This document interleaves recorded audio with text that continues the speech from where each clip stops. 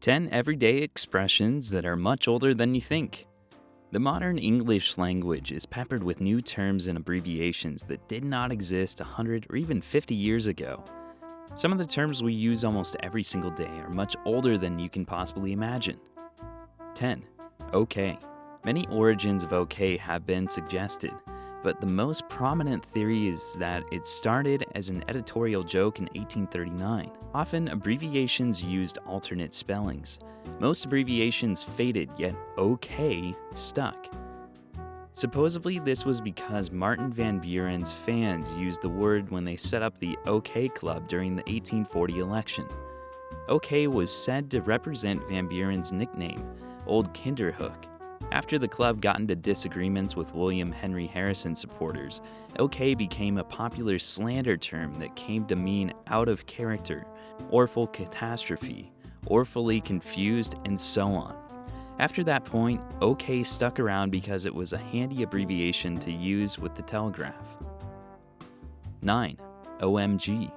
The earliest recorded use of OMG goes back as far as 1917 in a letter penned by Admiral John Arthbunot Fisher to Winston Churchill. In the famous letter, Fisher complains about the state of affairs of the British Navy during the war before ending his note with a joke. Quote, "I hear that a new order of knighthood is on the tapis. OMG. Oh my God. Shower it on the Admiralty." It's interesting to note that Fisher was 76 years old when he wrote this letter. Number 8. Fuck. One of the most amusing theories for the origin of the word fuck must be the myth that the King of England once issued a proclamation that urged people to fornicate under command of the king, known as fuck for short.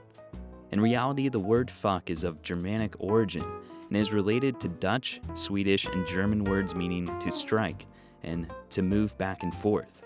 Number 7. Dude. The word dude was first used in 1883 and seems to have been derived from the word doodle, or more specifically, from Yankee Doodle Dandy. A female counterpart of the dude was known as a dudine. How the dude of 1883 developed into the dude we know today is somewhat of a mystery. Number 6. Xmas. Some people argue that spelling Christmas in the form of Xmas is almost a form of blasphemy. It takes the Christ out of Christmas and is really nothing more than pure laziness. In fact, evidence suggests that Christmas has been abbreviated for at least 1,000 years, but not in the same form in which we see it today. In an Anglo-Saxon chronicle that dates back to 1021, for example, Christmas has been abbreviated as Xmas. Number 5. Nerd. It was in the early 1950s that the word nerd became an essential part of teen slang. In 1951, an article in Newsweek proclaimed, "In Detroit, someone who once would be called a drip or a square is now, regrettably, a nerd." In 1954, the word was included in a guide to teen slang known as Real Gone Lexicon, and thus became official. Number 4. LOL. The internet is full of stories of someone's parents or grandparents accidentally using LOL, which stands for lots of love, or so they think, in the most inappropriate situations. Of course, most of us know that LOL actually stands for laughing out loud, and that it originated in the 1980s. However, you might be surprised to learn that LOL was first used in the 1960s and was actually doctor's slang for little old lady. Sometimes the abbreviation was extended to LOLINAD, which stood for little old lady in no apparent distress. Number 3. Freelance. Today, the term freelancer describes someone who works independently.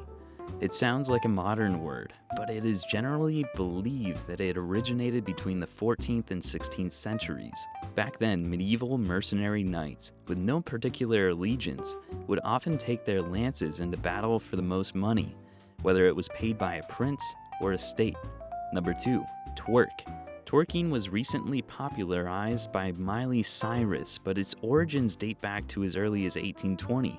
Back then, it was spelled as twerk, and was used as a noun to describe a twisting or jerking movement. By 1848, twerk had turned into a verb. 50 years later, its spelling changed slightly, an E was substituted for the I, and the previous twerk became twerk. Number 1. Pussy. Nowadays, the word pussy is mostly used when talking about sex. It can refer to the female sexual organ, or in an insulting sense, the female herself. Sometimes it is also used as a slur against cowardly men. And still other times, although very rarely, it can also refer to a cat. Like most words, the origin of pussy is a bit of a mystery. Some, like Bob Garfield and Mike Vuolo, the hosts of the podcast Lexicon Valley, claim that the word pussy first appeared in the late 1500s in the work of an English pamphleteer, Philip Stubbs. Others claim that languages such as Old Norse and Old English have words similar to pussy that mean either vulva or pocket. They believe that it must have been from these words that pussy was derived. Wherever the word came from, it seems that pussy was first used to refer to a woman's vagina in a vulgar country song from the 1600s.